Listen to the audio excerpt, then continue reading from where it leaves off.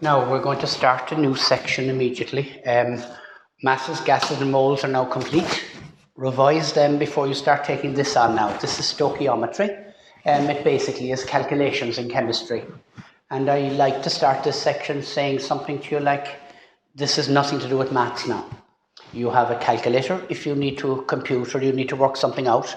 It's about having a good method and a good structure.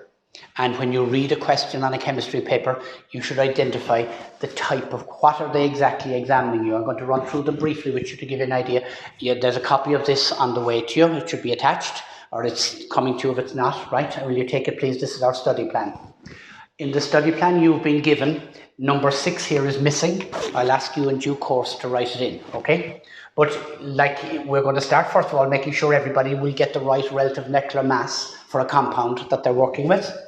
Then we have to look at percentage composition. Now you kind of look at questions, oh, that's a percentage composition or that's a relative molecular mass. Put names on them like as you read the questions.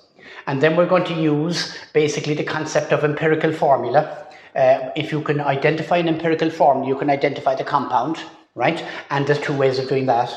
And eventually then we're going to end up having to calculate molecular formula, which is part of the same thing. So I hope I might have numbers 1 to 4 done with you in this unit. And then of course, as we go to the bottom sections there, 5, 6 and 7, they're potential half questions on a paper, up to 25 marks for any of them. And you need to be but you can't touch them now until you're very sharp on these first. And I'd ask you to be aware of that as we go through them. So I'm going to start then with the first one there. The title is to calculate the relative molecular mass from the relative atomic mass and the chemical formula.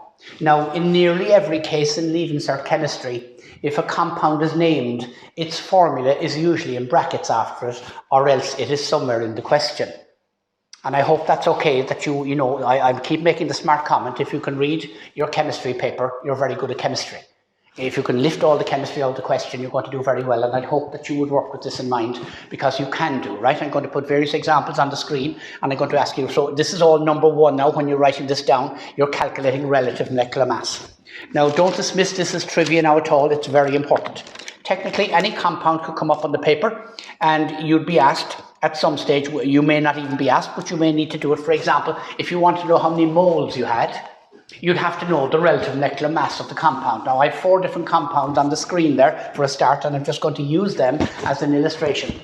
The first one here is H2SO4.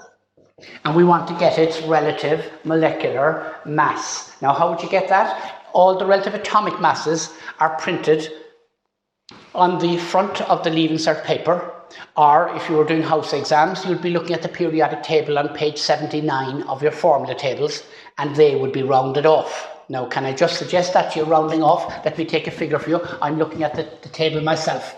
I can see here that chlorine is 35.45. From the periodic table, chlorine is 35.45. We'd call that 35.5 for calculation purposes. If that was on the leaving cert paper, you'd be given that.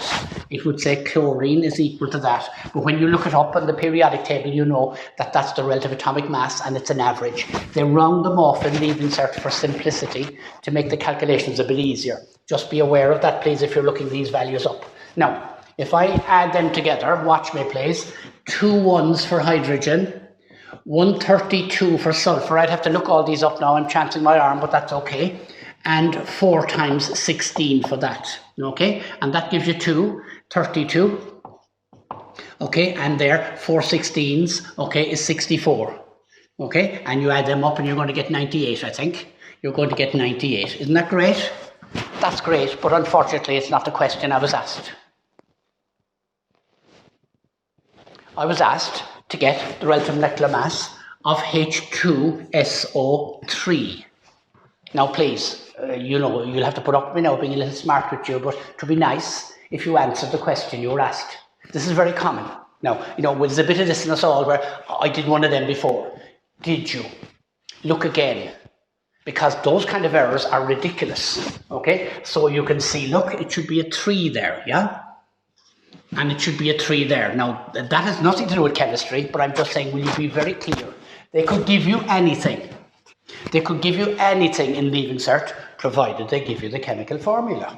And then you could get its relative molecular mass. So just be aware of that. It could be a very complicated molecule. It could be a very simple molecule. Does that make one harder than the other? No, it doesn't. They're all the same. And just be aware of that and what you're doing and you'll be fine. Okay, so 3/16 there is 48.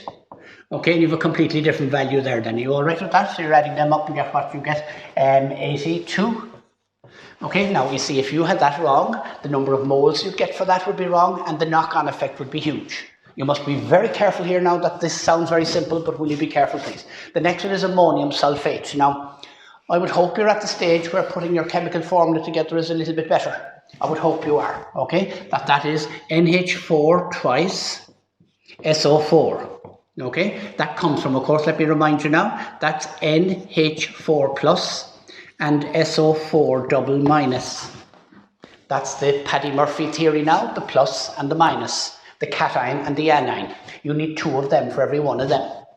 And so you work with that in mind then, and that's your formula there, okay? Nitrogen is 14, 14 and 4 is 18. I'm going to write it like that, by 2, okay? 14 and 4 ones is 18, 2 of them.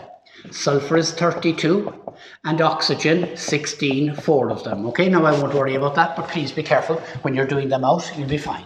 Just be careful how you present them. It's very important that you put them together, all right? And that's the second one. You're okay with that. That comes out at 132. Now, I don't want to waste your time doing calculations, but I'm prone to making mistakes too, okay? So what I'm saying to you is like, will you realize that this has nothing to do with you now? This has to do with like being aware that you'll be raging with yourself if you took down a formula incorrectly. Generally speaking, if they give you a formula in brackets after a name, you need it for some reason in the question. It's not just there to enhance the question, it's there because you need it and you can't answer the question without it. So be aware of that. The next one there is a crystal, okay? It's H2C2O4 dot 2H2O. Now don't worry about that. I'm only mentioning it to you in passing that you know when you see dot H2O after it, that's called water of crystallization. Okay, very important. So that must be included in the relative molecular mass. It's given to you for that reason. Now, there is no way that you could know that there was 2 waters in that molecule. They would have to tell you. Because some crystalline substances lose their water crystallization, efflorescence, and therefore it could be any value technically. You will know, I'm sure, from your volumetric that one of your mandatory experiments is to work out the percentage water of crystallization in washing soda. Do you remember that? It was Na2 sodium carbonate, CO3. Sodium carbonate and XH2O. And your task was to work out how many waters are there. Now, obviously, in that case, you couldn't get the MR. That would be another task. It would be a different task. Be aware of that. So you basically work your way through that. You have 2 1s. You have 2 12s. You have 4 16s. And don't forget, please, at the end, you have 2 18s. Now, be careful, please. 16 for oxygen and 2 is 18. Now, I normally wouldn't be doing that, but I'm trying to keep it shorter. Are you all okay with that? And that's what you'd be looking for. And that came out to be 126. 126. All right, be careful now. Any mistake you make here has nothing to do with chemistry. Okay, now please be careful. It's very frustrating when you see these things going wrong. Please read your question. Make sure you're answering it correctly. And look at the last one there. I'm going to scrub this again, okay? Maybe I'll leave it for the moment so you have a sense of what you're doing. The last one here now, look, that's ammonium iron 2 sulfate. It is the primary standard used in redox titrations. I've often referred to it as FAS, FAS, ferrous ammonium sulfate. The name that'll appear on the exam paper is ammonium iron 2 sulfate. And yes, they will give you that formula. And yes, they will give you the number of H2Os in it. The idea that you have to know that now is silly. There are certain things you must know, but you certainly don't need to know anything here, and you would be asked to work out the MR for that, okay?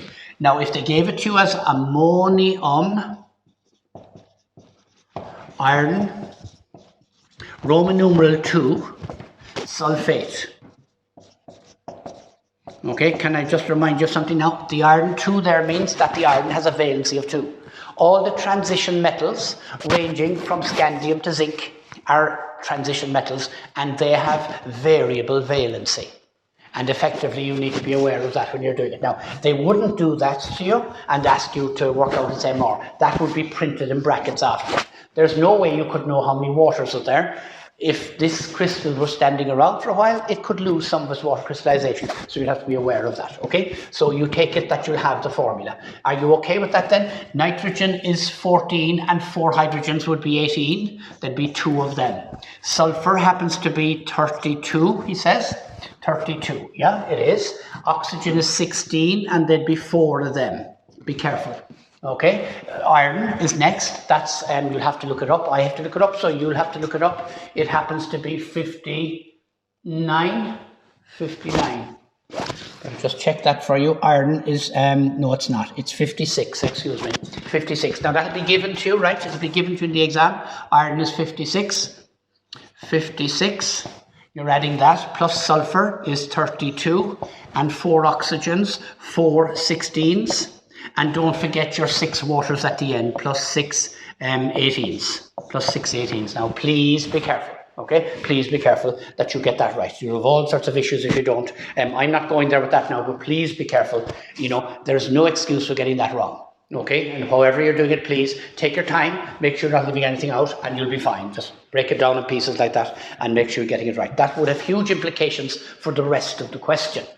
If the MR is wrong, the number of moles is wrong, and therefore you'll find shortly that your moles equation will be wrong, and you'll have all sorts of implications with your calculations. You lose quite a lot of marks. Now we're going to work on the basis for the moment that all these will be given to you and that there'll be no problem with that, okay? So that's it then. You're actually calculating the relative molecular mass based on the fact that you were given the relative atomic masses for every element that's present. That's available to you in the exam, of course. You have your formula tables or the front of the exam paper. Now, any element you would need in a calculation in that year would be printed on the front of the Leaving Cert paper. If that element wasn't in any question, it wouldn't be there. Okay, but they'd be rounded off nicely like that. There'd be no decimals used at all. Okay, maybe chlorine is the one that would. Chlorine is 35.5. And I think copper is 63.5. You'd think I'd know that, wouldn't you? I have to check it for you. Copper is 63.5. Yes, I'm right for a change, okay? Just be aware of that. The odd one is a 0.5, but nearly all of them are whole numbers, right? So just be careful when you're working through that you're not making mistakes. Very good. So that will be the first thing done there. There's no problem with that. And I'm just asking you as you go through it. Now, there are accompanying notes with this particular thing, right? Which you will get in due course if they're not with you already, okay? You will get them in due course. And that's the first thing then. Can I remind you again of what it says? It says to calculate the relative molecular mass from the relative atomic masses and the chemical formula.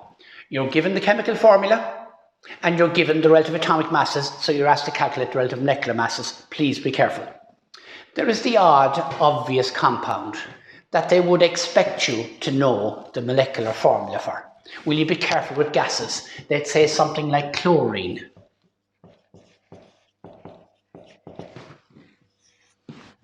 If they're talking about chlorine, they probably mean chlorine gas. So will you remember it's diatomic? That kind of mistake now would be dreadful. Just be careful. Read in the context of the question. They'll have implicated somewhere that says a gas or it's being prepared or whatever. Not the element, but that is how it is. Remember, all the gases, with the exception of the inert gases, are all diatomic. Okay, nitrogen, oxygen, okay, those ones are all diatomic. So keep that in mind, will you, when you're getting MRs. It's very important. The next method within stoichiometry then is to calculate the percentage composition from the chemical formula. Calculate the percentage composition from the chemical formula. We'll go back on them again and we'll just see what you're after then with that, okay? The percentage composition. Now, percentage composition, as we're presenting it, I hope you realise, is a statistical measurement. Like they might ask you, what are the percentage boys in your class? And what would that be? That would be the number of boys all over the total number in the class, including boys, multiplied by 100. Okay, and that exactly would be what you'd want, and that's okay that we'd be dealing with that. There wouldn't be any issue there. Just will you keep that in mind and what you're actually doing, right? Now, I hope you can all hear me, folks. I think they're trying to cut me out. Right, okay. Now, will you take it? I'm going to, what's the percentage sulfur? I'll go through a few of these with you now. Okay, what is the percentage sulfur in sulfurous acid? H2SO3. I made a mistake while ago there now deliberately, I hope. Right, that I was talking about sulfuric acid. That's sulfurous acid. Will I depress you all now and I start reminding you of things? You're expected to know how to test for SO3 2-. Sulfite came from sulfurous acid. Sulfurous acid is not an important acid, but there's a test on your course, test for sulfates and sulfites. Sulfates come from sulfuric acid, SO4.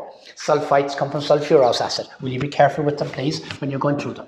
That's H2SO3. The percentage sulfur is equal to the mass of the sulfur over the mass of the compound. And I like to write that because the compounds can be different at different occasions. Over the mass of the whole lot multiplied by 100. Are you okay? And there you go. Then you're going to work your way through that, okay? That you'd have to take it that sulfur is 32. And it's all over the rest. What did I get already for that? I got 82 for that, multiplied by 100. Now, I'm not interested in answers, but I'm interested that you want, it's one sulfur, okay, be careful, over the whole compound, 2 H's, 132 and 3 16s. I hope that's right, and you get your percentage there, comes out at 82%. Now, don't worry, I'm not interested in answers, other than it's a verification that your method is sound. Next, please, you're being asked, what is the percentage ammonium ions in ammonium sulfate?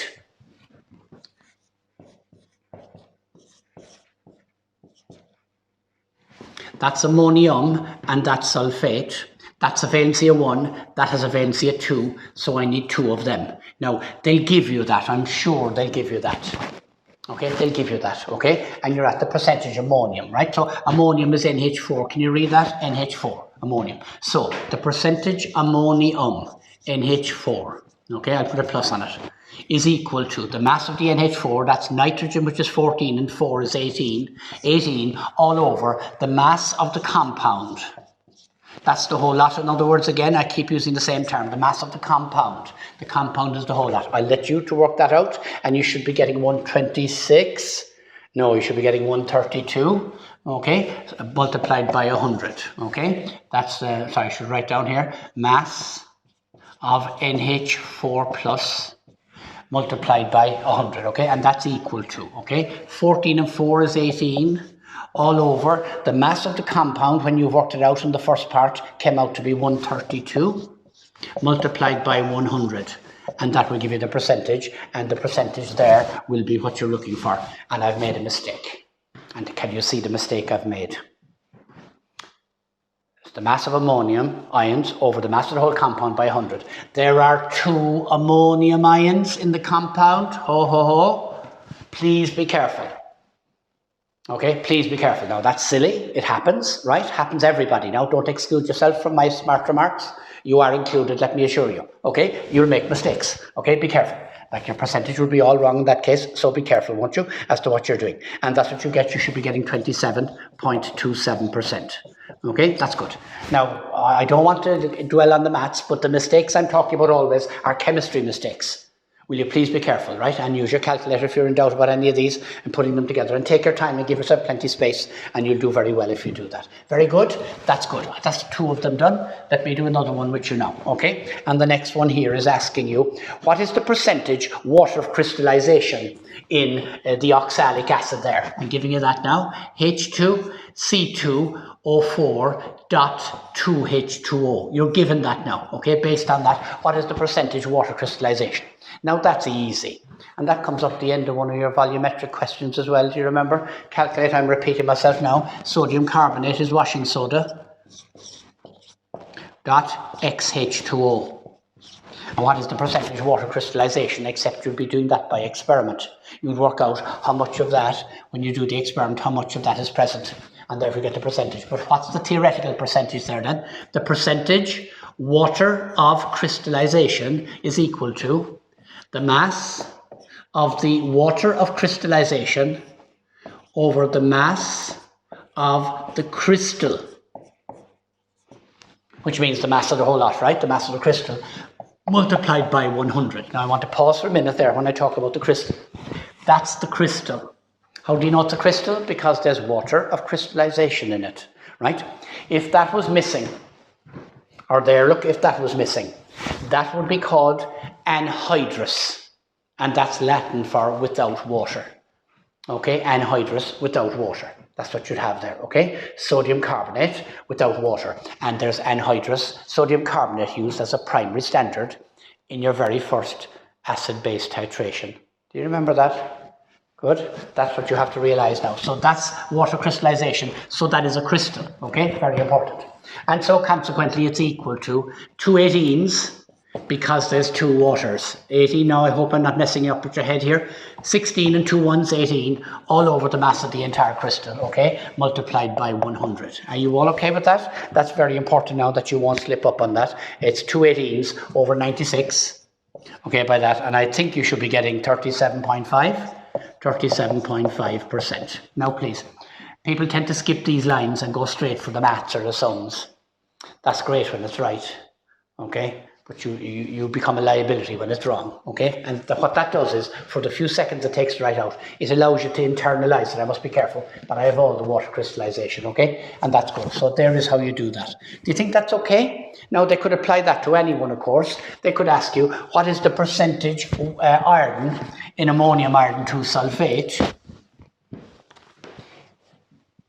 Okay, and they'd have to give you that formula. You'd have to be given that formula. There'd be no way you could know exactly what the structure of that formula was. So it would be the mass of a single iron over the mass of the whole lot multiplied by 100. Okay, and we already know up there already, we were talking about that. That'll come up elsewhere, but just be aware of that. Now, it's the method more than the solution I'm focusing on here. And I'd ask you to be attentive to it, okay? It's the method more than the solution, because that's what you need. And that, of course, is number 2, calculating the percentage composition. I'm going to remove this again for a moment because I want to put my study plan back in place for you to give you some sense of where you're going with this, okay? Now, please be clear, you're always given the molecular formula for anything you might be doing. Please be clear on that. Calculate the relative molecular mass from the relative atomic mass. No problem with that, I hope. Right? And you're given the chemical formula, or the chemical formula is available to you. Now, I did say to you, in some rare circumstances, compounds particularly are expected to know. I wouldn't rule out the fact now that they might give you sulfuric acid in English.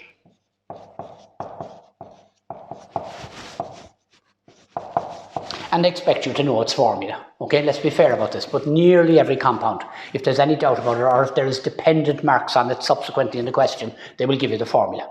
Okay, but just be observant about that, that the odd compound that's supposed to be very familiar to a chemistry student might be given. What's the percentage sulfur in sulfuric acid? And they give you all that in words. I think you'll be expected to know your contribution to humanity is H2SO4. Okay, that you'll be expecting that. But in general, I'm going to assure you, if it's anyway tricky, they will give you the formula for it, so you won't be compromised in any way. So be ready for that, please. Okay, that's very, very important, right? So here we are then, the second one, calculating the percentage composition. You can't do that, of course, if you don't know that, right? So will you take it, please? Chemical formula is something you're building up all the time. I suspect you're getting quite good at them now. Okay, I've told you already, you have 3 very prominent acids that are strong acids: hydrochloric acid, nitric acid, and sulfuric acid. They're the only strong acids on your syllabus. There are lots of strong acids. They're the only strong acids on the syllabus. All the others are weak, okay? Phosphoric acid, ethanoic acid, etc. Just be aware of that. But we've done that in another section. And your vocabulary, I suspect, is improving all the time in this particular instance, and that's very important. Now, where are we going with this? I'm going next now into the idea of empirical formula. And I have to be careful with you now, because I'm not presuming you know this, but at the same time, we have to have a sense of what this is about. What is the empirical formula? The empirical formula is the simplest numerical ratio. It's the simplest, sorry, now my writing mightn't be legible. Empirical. The empirical formula, that formula used to be known in the good old days as the simplest formula, but that was considered too helpful. So they tend to use this one, okay? It's the simplest ratio between the atoms, and you're expected to know that. The empirical formula is a formula which indicates the simplest numerical ratio between each element present in the compound or between each atom present in the molecule, okay? So in the case of sulfuric acid, I put molecular formula here, and I'll put empirical formula here.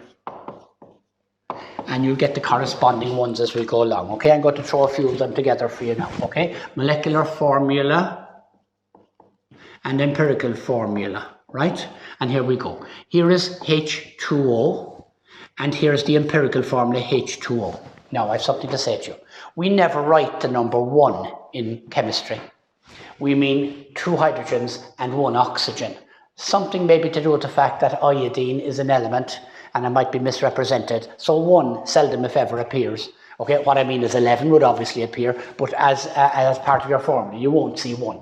And therefore, the common factor there is 1. The empirical formula is 1. And there's a factor n then that links them together. I'm going to come back to this in a moment, and we need to be aware of that. Now, before I go any further, I better ask you a question.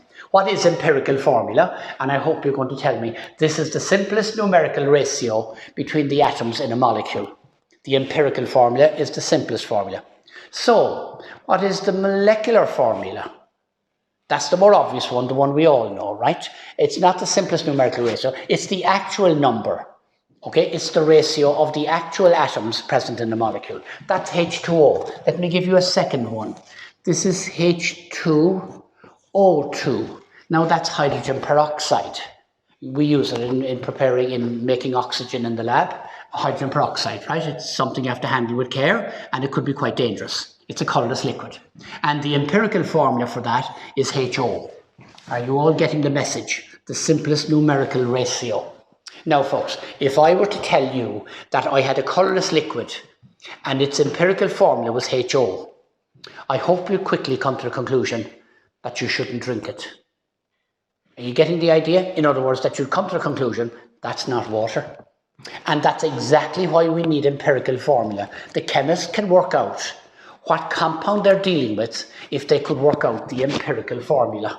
That's not water, because you can see the ratio is wrong, okay? They're both colourless liquids, so we'd have to be aware of that and what we'd be doing. Now, let me put in some other compounds here. There is an organic compound, C2H6. There's another organic compound, C2H4. And there's a third organic compound, C2H2. Okay, and there are 3 different compounds now, so their empirical formulas will not be the same. The empirical formula here is CH3, simplest numerical ratio. Here it's CH2, and here it's CH. Are you okay with that? Now, I haven't any organic done with you, so I am saying to you that I'm presuming at some stage you'll know that that is ethane, that's ethene, and that's ethyne. Now, I'm being unfair to you, and I'm not presuming you know that, but at some stage when organic is done, that'll be obvious. The ratio between them tells you that. But there is the simplest formula, right? And we could put in a few more then just to see, do we get that right, okay? For example, here's a compound, C2H4O2. Okay, there's a compound, C2H4O2. We had something like it a while ago. That was oxalic acid. And its empirical formula is CH2O. Now, that's very important that you have a sense of that, right, as to what you'd be doing. Because there's a table in your notes on this, and you can develop it yourself, and we just need to be aware of it. I'm going to put one further compound in here, C6H6. C6H6. And the empirical formula for that is CH. Is CH. Okay? No, I'm sorry. Yes, is CH is fine. That's okay, CH. Now, do you see a dilemma here? That's very important now, okay? Now, I'm going to tell you all of these from here down. I better put in another one just to keep everybody happy. Let me put in something like sulfuric acid there. H2SO4 and H2SO4. If there's a 1 in the formula, then the 2 formula will be the same. That's very important, okay? If there's a 1 in the formula, okay, then you can take it that in most cases that will be the situation that arises. Now, I need to talk to you a bit about this. What's the big deal about empirical formula then? Let me tell you, it's a means of identifying what that particular compound might be. If you knew its empirical formula, like I've illustrated here already, you'd know whether it was water or not. So that's if it's HO, it's certainly not water. And that's exactly what you do. Now, that one, and that one are not organic. The other compounds there are all organic. Now, they often ask you in Leaving Cert to identify an organic compound. And there's a simple reason for that, which I want to illustrate now. If you have a non-organic compound, which is called inorganic, If you had a non-organic compound containing hydrogen, sulfur, no, let me change that, containing sodium, sulfur, and oxygen, and you're asked to identify it. A compound contains sodium, sulfur, and oxygen, and they give you details and ask you to identify it. Most people could speculate on what it was anyway, because it's not organic. The chances are you'll get it right. It is either Na2SO4 or Na2SO3. So your chances of being right by just guessing it are fairly good. So if I said to you, an inorganic compound contains sodium, sulfur, and oxygen, what could that compound be? You'd have very few choices. But if I said the same thing about an organic compound contains carbon, hydrogen, and oxygen. Now, you have no idea as to what that could be. There's a whole series of compounds it could be. It could be an alcohol, it could be an aldehyde, it could be a ketone, it could be a carboxylic acid, it could be an ester. And that's only to mention the ones that are on your course. So they often ask you questions about an organic compound in stoichiometry. And it's not that they presume you know your organic chemistry or you've it done, but it means you can't guess the answer. You'll have to use the data in the question to get the answer, and that's very important in this instance. And I would suggest that to you, that you just be aware of that. So don't be stressed if someone says it's an organic compound, and you're saying, well, we haven't the organic done, or we haven't that done yet. Don't worry. It has nothing to do with organic chemistry. It's just that you'll have to use the data to get the answer. And that's very important here. So you can see now, look, I'm going to put in the N, which is the common factor. That's a 1. That's a 2. That's a 2. A 2. A 2. A 2. A 6. And a 1. Now, there's a couple of things you can observe from that, of course. I'm only inspecting these as it's the common factor. They're the simplest thing. Now, the thing is here, you see, if you knew the empirical formula for this hydrocarbon was CH, then you would know that it could not be that had to be an alkyne. It couldn't be an alkene, or it couldn't be an alkane. Now, that's something you learn later, but it allows you to identify certain things as to what it might be. Now, you'll get better at this, but just will you take it, please, that the empirical formula is the simplest numerical ratio, and this is the common factor in them all. But will you observe, please, I've put asterisks on 2 of them. There are 2 compounds here, and they have the same empirical formula. And why do I put them in? Because I'm trying to make the point to you that you could know the empirical formula, but you'd still have no idea as to what the compound was. You'd have to get more information to distinguish between that one and that one. Like they might tell you this one burned with a smoky flame, okay? Or a smokier flame or whatever. They give you some details, in which case your study of that subject would allow you to tell which one was which. Okay? So the empirical formula is a halfway house when you're trying to identify something. If you could get its empirical formula, you'd be very close to getting its molecular formula, which would allow you to identify it, okay? So just take it, please, that's the whole thinking in that. Now, before I scrub this, I need to just go back briefly again to you. We're about to calculate the empirical formula for various compounds. And once we'd have the empirical formula, we'd be in a position very likely to see what it would actually be. Now, we'd need further information, but we would be close to identifying it. If you got that, then you'd know it couldn't be that molecule or that molecule. It would have to be that one, okay? That's what I'm saying. And likewise with other things there, you need to be careful, right? There's a whole plethora of things that could have those 3 elements in them. There's very few. So they often ask you about an organic compound rather than anything else. So just be careful with it, won't you? And you'll be fine with that. There'll be no issues at all. Right, I'm going to scrub that, and we're going to look at number 3A there, right, in relation to that. The definition of empirical formula then is, this is a formula which indicates the simplest numerical ratio between the atoms present in a molecule. Okay, that's the empirical formula. So can you define now the molecular formula? I recall an exam question one year where both of them were asked, and nearly everybody got empirical formula right because they were aware it was different.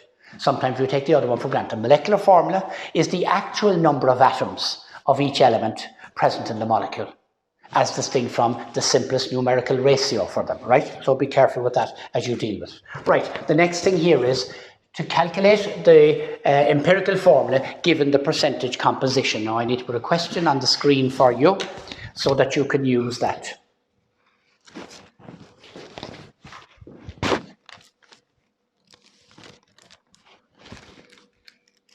Now, you'll be given something like this, and you'll notice it's an organic compound, okay? Because you can't guess the answer. If I gave you the same question now, and I said an organic compound contained sodium, sulfur, and oxygen, and gave you the percentages, sodium, sulfur, and oxygen, you'd have very few options, Na2SO4 or Na2SO3. So you could probably guess the answer. Do you get what I'm saying? That they want you to use the data, and that's why they ask you for an organic compound. It does not presume you know the organic compound or you have the organic chemistry done. Just ignore organic there and work away, okay? You're given the percentages of each and you're asked to get the empirical formula. Now, I call this the table method. And I think you just need to be aware, you'll find that this is a very simple method. It's presented in many ways, but I'm going to refer to that. Whenever they give you the percentages and name all the elements, then that's no problem, right? And I'm going to do that with you now. They'll give you each element and they'll give you the percentage of each, right? And I'm going to construct a table on this now. The elements are carbon, hydrogen, and oxygen. Now, I'll come back on that in a moment because there's an error that's regularly made here. Okay, and here's what you're going to do with them. You'll be given these three numbers in the question, no bother. And what you have to do next then is you'll have to write down the relative atomic mass. Now, everything left of that line is given in the question. Everything over there is given in the question, right? They gave you the elements, they gave you the percentage of each, right? And you'll fill them in. And you'll volunteer the ARs next. Then you'll divide the first by the second. Divide the first by the second. Okay, and finally, those three numbers that will emerge here, you'll need to get the simplest ratio between them. And that would be your empirical formula. I'm going to say all that again now because it's important that you relate to what I'm doing. They give you the elements and they'll tell you the percentage of each. They told me there was 40% carbon. They told me there was 6.7% hydrogen. Now, they might say in this instance, and the rest was oxygen. Is that okay? So they've given you all the percentages. They must add up to 100, of course, right? And so that's 53.3. Okay? 40% carbon, 6.7% hydrogen, and the rest was oxygen. Okay? So they must add up to 100. I'm just stressing that to you now. Will you be careful, please? Because you need to be clear as to what they're doing. Now, you need to look these up at the front of your exam paper or periodic table. Carbon is 12. Hydrogen is 1. Right? And oxygen happens to be 32. That's a mistake, isn't it? No, I'm doing this deliberately because it's very common. Please now, I would strongly recommend that you write the symbols in here. Okay? If you start writing HYDROGEN in there, you're likely to end up writing 2 here because you're thinking of hydrogen gas. And likewise there, if you write in oxygen, as in the question now, you're likely to write 32 there because you're thinking of O2. Will you be careful? It's a good practice to only put the symbols into that table. And you won't make silly mistakes like that then. It should be 16, of course. It's the element oxygen, the element hydrogen, and the element carbon. So they're straight from the list. Are you okay with that? Now, that kind of error, you see, will throw everything because you'll get the wrong formula. And I'd ask you to be particularly careful with them. If you do, you'll be fine. You divide one by the other then. That's 40 over 12. That's 6.7 over 2. And that's 53.3 over 16. And you divide that appropriately. That's going to give you 3.3-ish. Okay, close enough. Use your calculator now. That'll give you close enough to 3.3. And that'll give you close enough to, what will that give you? 6.6, I hope. Am I right with that? 3 16s, 48? No, that can't be right. Okay, what have I done with that? Let me just see that. Have I right figures for you? Just on what you're actually doing there, okay? That you need to get them right, okay? And you're going to work them out, okay? 63 divided by 16 is 3.3. I have a mistake there. I know I have a mistake there. Let me go back again, okay? I'm reminding you again now, that's wrong. Yeah? Okay, 2, and that's 32. That's 2 16s, that's 2 1s. That was meant to be 1, and that was meant to be 16. Are you okay? Now, please, don't write the words there. Now, I'm fooling with your head a bit here, but I need you to realize this. The silliest of mistakes are made here by very good students. Now, please, this is nothing to bring, in any way other than lacking method. You must always have your own structure, okay? Very important. I'm going to do that again then because I knew my ratio was wrong, okay? That comes out as 6.7 and that comes out as 3.3. Are you okay? 3.3. So there's an obvious mistake there in that what I did 2 in there. Now that would be very serious, by the way. So the ratio now between them. How do you get the simplest ratio? Let me just pause a minute now, see is everybody okay? They gave you the percentages. You looked up the relative atomic masses. You divide the first by the second in each case. And you must get the simplest numerical ratio between these numbers. The rule is very simple. Divide each of them by the smallest number. The smallest number is 3.3. Divide that by 3.3, you'll get 1. Divide that by 3.3, you'll get 2. Well, close enough, okay? The figure there might be slightly out, you see? Okay, and this is 1. Okay, so the empirical formula is CH2O. 1, 2, 1. Okay, and that's exactly what we were looking for. Exactly what you're looking for. 1, 2, 1, right? That's the empirical formula you were asked to calculate, and that's it. Now, don't worry about the figures now at all. The method, how you fixed. You only use this table when all the percentages are given. That's very important now. When all the percentages are given. You're given 3 elements, and you're given the percentage of each. Are we okay with that? Very important now. 3 elements and the percentage of each, right? They're the percentages. You looked up the AR, divide the first by the second. Now, I'm warning you that you must be careful you wouldn't get any of them wrong, okay? It's the element, and I can't say that enough to you, and therefore it comes out as 3.3, okay, 6.7 and 3.3. Supposing when you did those calculations, supposing the numbers were different, and this came out to be 2.5. Do you know what you do in that case? We mean the simplest numerical ratio. You'd have to get rid of the half to become 2, 5, and 2 then. 2, 5, and 2. Now, it didn't happen here. That's not right, but I'm only saying it to you. If when you divided all of them by the smallest number, you were getting a fraction, then you'll have to get rid of the fraction into whole numbers. Supposing it came out to be a third, that could happen, right? You might get 1.33 or 1.3. That's 1 and a third, okay? What will you do then? You must get, it must be a whole number ratio. That's 1 and a third. Multiply by 3 and you'll get 4. Multiply by 3 and you'll get 6. Multiply by 3 and you'll get 3. And so, therefore, the simplest formula will be 4, 6, and 3. Are you okay? Now, I don't want to be doing a whole set of these, but I do need you to realize the method. Now, I'm a great believer in putting names on methods, and I call that the table method. So whenever you're looking at calculations within chemistry and you're given percentage compositions, it's very important that you kind of say, that's a table method. Now, don't be surprised if there's only 2 elements there. Okay, and I'm going to put something to you now like this to give you a sense of what you might be doing here, right? I'm just going to put this to you now. Supposing they were to say something to you along the lines of, I'll clear my table again now because I'm trying to create the impression that the same table does all the time.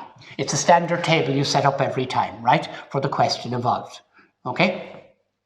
Now, supposing we were working with something like this, and I'm going to put it to you now. Supposing they were to say to you that a compound is made up of 2 elements, magnesium and oxygen, and it was found to have 64% magnesium.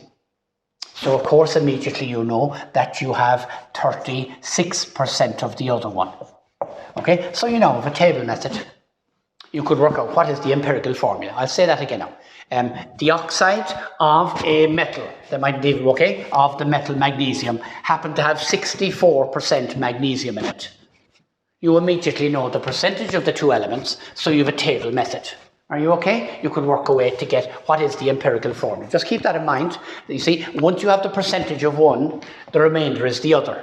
And it's still a table method. Don't feel the table needs 3 elements to be used. It could work like that all the time.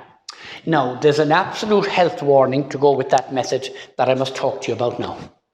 You cannot use this table if one of the elements in the compound you're trying to identify is not known. If one of the elements is not known, you can't use it because you won't be able to fill out that line. The table only works when all the elements are named and you have the percentages of each. Now, just keep that in mind, because I'm going to give you another question now on that, just to show you that it won't work. And that will be a suitable point to split this unit then. But I'm going to do that, right? So when do you use the table method? When they list the elements present in a compound and they give you the percentage of each. And you fill out your table, list the elements, please, as symbols. Put in the percentages from your question paper. Look up, record the relative atomic masses. Divide the first by the second in each case and get the simplest ratio between them. Divide the smallest of the three numbers into the others and get whole number ratio here, and that's your empirical formula. Very good. Okay, now I have a question here and I don't have it on the screen, but I'm going to ask you to write it down, please, will you? I seldom do this now, but you'll need to write this question down. Okay, it reads as follows. If you have my notes, they're in it, by the way, you're fine. Okay, a trivalent metal oxide. Trivalent, V-A-L-E-N-T, metal oxide. Trivalent metal oxide contains 47% oxygen. And they've written the word oxygen as a word like that, be careful. Oxygen. And it asks you, what is the relative atomic mass of the metal? What is the metal? What is the metal? Okay, same thing. If you have the relative atomic mass, of course you have the metal. Is that clear? You have. And so that's it. Now, there's a lot of language there that I'd like you to realize now for a start. So what do we do then to do that? I'm going to read the question again for you now. You have the bones of it there. A trivalent metal oxide has 47% oxygen. What is the metal? Okay, they could have asked you other things like identify the metal or whatever, right? Or what is the relative atomic mass of the metal? Same thing. Now, you have, okay, so I have all sorts of questions to ask you here now, and this is just testing your background in chemistry as well. What is a metal oxide? Any chemical ending in IDE has only two elements present. Sulfates and nitrates and phosphates have three elements in them. Sodium sulfate, sodium, sulfur, and the 8 means oxygen. Potassium phosphate, potassium, phosphorus, and the 8 is oxygen. There's three elements. Potassium phosphide, IDE, has only two elements. Anything ending in IDE has only two elements in it. IDE has only two elements in it, okay? So you have a metal oxide. So what's a metal oxide? Oh, that's a compound containing a metal and oxygen only. Good. That's exactly it, an oxide. A hydride, something containing something and hydrogen only. An oxide, something and oxygen only. A sulfide, IDE, something and sulfur only. Anything ending in IDE has only two elements, very important. Anything ending in ATE has something, something, and oxygen. Okay, very important. Now that's another day's work, we'll get to that in due course, but a metal oxide is basically that. Now, next question, that you've answered that already now, metal oxide. Okay, what is a trivalent metal? Maybe I have a more pertinent question to ask you. What is a metal? Haha, what's a metal? A metal is an element in the periodic table. There's 81 of them there, by the way. And they're all losers. They are elements that lose electrons to become a positive ion. Anything that will lose an electron to become a positive ion, that is a metal. And there's 81 of them in the periodic table. Can you name them? I'm only joking. Okay, so will you take it, please? That you have to take it that that's it. Okay, so that's what a metal is. It's a loser. Okay, something that turns into positive. What's a metal oxide then? Oh, an oxide is a compound containing an element and oxygen only. So in this case, it's a compound containing a metal and oxygen only. And that's exactly what you're dealing with. There's no more to it than that. Okay, a metal and oxygen only, no problem. Metal and oxygen only, and that's what we work with. Now, how are you doing? Do you think you're okay with that? Okay, so a trivalent metal oxide, watch me please. Let M be the metal, right? Therefore, the oxide is, okay, be the metal. You'd introduce it that way. Therefore, the metal oxide is MO. Wait a while now. MO. The metal has a valency of 3. It told me. Trivalent metal. Right? And oxygen has a valency of 2. Did you know that? As you go across the periodic table, the valencies go 1, 2, 3, 4, 3, 2, 1, 0. For that's groups number 1, 2, 3, 4, and then through as far as 18. Are you all right with that? That's the way it would be. There'd be nothing more to that. Just keep that in mind and you'll be fine. Okay? And that's it. Okay? 3 and 2. And so consequently, you'd have 2 of that and 3 of that. You need 2 3s and 3 2s. Okay? Is that making sense? The metal has a valency of 3. It forms 3 bonds. The oxygen has a valency of 2. It forms 2 bonds. And they must satisfy each other.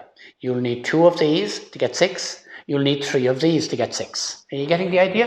And that's exactly what you have. So there you are. Now, frankly, if you could do that, you're very good at this subject. That's a tough question I've just asked you there. It's obscure in every way. So there is the formula for the compound. A trivalent metal oxide. There's the trivalent metal. There's the oxygen. Okay, nothing else in the compound. That's a valency of 3. 3 2s are 6. That's a valency of 2. 3 2s are 6. 2 3s are 6. And they balance. So there is the formula. If I had said a divalent metal,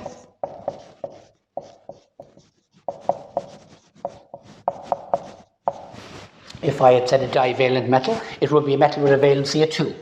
Let M be the metal, that would be the metal oxide. The metal has a valency of 2, oxygen has a valency of 2, so everybody's happy. And the answer is mu. You okay? That would be all there would be, okay? That's it.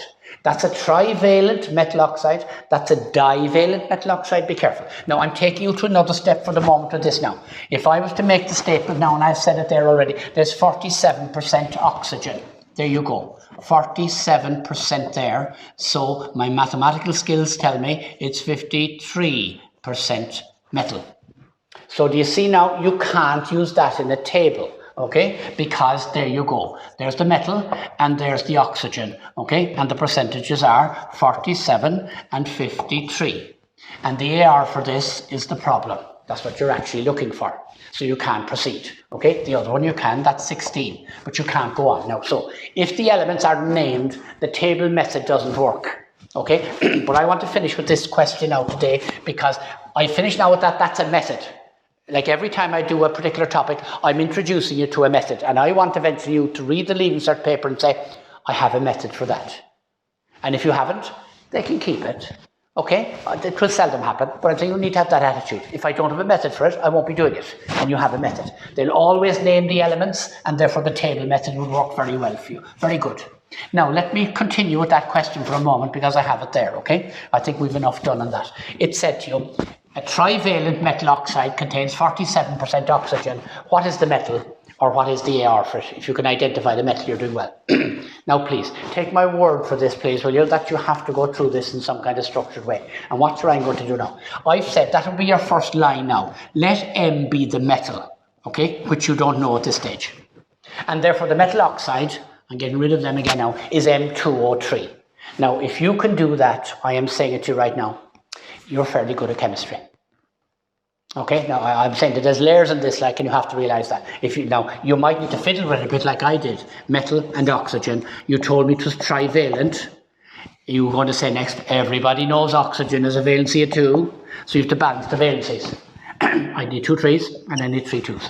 So there is it. Let M be the metal, therefore the oxide is. Therefore, the oxide is M2O3. Okay, and I have that down there for you already just to show you that. Now, how are we going to work out the M here? I want to introduce you to a method. You can't use the table method, so what method are you going to use? You'll find this very valuable later on, so I'm giving it to you now. The method is called making ratios.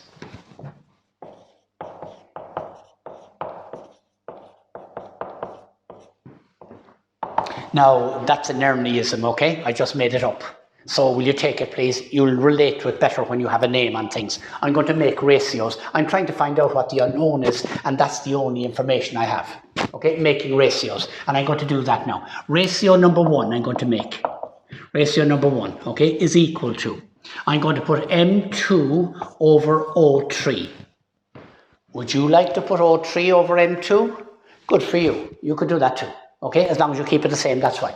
Now, that's equal to, watch me please, twice the AR for the unknown metal. We don't know what it is. And wait for it, 3 times 16, which is the AR for oxygen. Now, I call that the theoretical ratio because you didn't need any question to work that out. You didn't use any data from the question. The second one now is the practical ratio. I'm calling it ratio 2. Ratio number 2, and it must be the same, of course, M2 over O3. If you put O3 over M2 there, you do the same down here. And that's equal to, and in this case, we have this from the question then. The oxygen was 47, and the metal was 53. Okay, and now it's very simple. I think you know where you're going from there. Put them equal to each other and solve for AR. 2AR all over 3/16 is 48. Is equal to 53 divided by 47. And you go and solve for AR. And you're going to get a cross multiply. Am I insulting you all now? Cross multiply and solve for AR, and you're going to get 27, I think. You are going to get 27. That's very good. 27. Okay? And if I go to the periodic table and I look up 27, to my amazement, I discover it's aluminium. How many metals do you know with a valency of 3? Okay, so like you could be speculating there, okay? So just will you take it, please, that that's correct. So the formula is actually Al2O3. What is the metal? The metal is aluminium, okay? And that's exactly. Now, why did I give you that? Because somewhere else in our travels, I'm going to use that. It's regularly used when you want to find the X in one of your titrations. Find the percentage water crystallization in washing soda. That's a lovely way to calculate the X in there. Make ratios with your practical results. That's a theoretical ratio. Okay, you don't need any question for that. And that's the practical ratio. They gave you this. How they've got the percentages there? Somebody had to do an analysis on this powder known as aluminium oxide and work out how much oxygen was in it. That's called gravimetric analysis, which is the section I'll be dealing with next now. But listen, there's not much of that on your course now. Don't let me intimidate you with that. But I'm just making the point to you. That's a method. The cliched language for is, oh, that's making ratios. You use making ratios as a method when you appear to be missing information or not having enough data. The only piece of data we had is that compound had 47% oxygen. When you seem to be missing some data, try making ratios. And I think you'll be pleasantly surprised how the calculation would come out for you, right, and what you're doing. Now, I'm going to split there. We are dealing with, I want to show you where we are so that when we continue, you'll know exactly what you're living up to. You have just done calculating the empirical formula from percentage composition, which is the table method. Okay, and in the next unit now, we have to do a bit of gravimetric analysis. In other words, they give you masses of stuff that came out of them, and you'll use that to get the empirical formula. If we have the empirical formula generally, we have a good idea what the compound is, all right?